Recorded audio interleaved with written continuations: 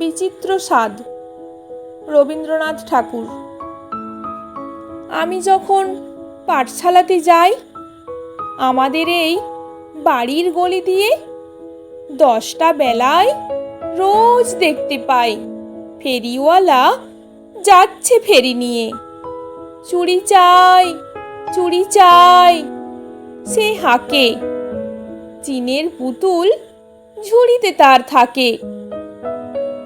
যায় সে চলে যে পথে তার খুশি, যখন খুশি খায় সে বাড়ি গিয়ে। 10টা বাজে, 10:30 বাজে, নাইকো তারা, হয় বা পাছে দেরি।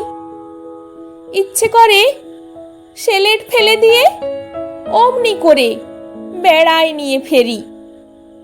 আমি যখন হাতে মেখে কালি ঘরে ফিরি, 4:30 বাজে। কোদাল নিয়ে মাটি কোপায় মালি বাবুদের ওই ফুল বাগানের মাঝে। কেউ তো তারে মানা নাহি করে, কোদাল পাছে পরে পায়ের পরে। গায়ে মাথায় লাগছে কত ধুলো, কেউ তো এসে বকে না তার কাজে।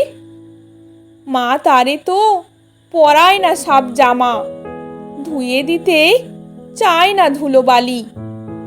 ইচ্ছে করে আমি হতেম যদি বাবুদের ওই ফুল বাগানের মালি। একটু বেশি রাত না হতে হতে মা আমারে ঘুম পাড়াতে চায়।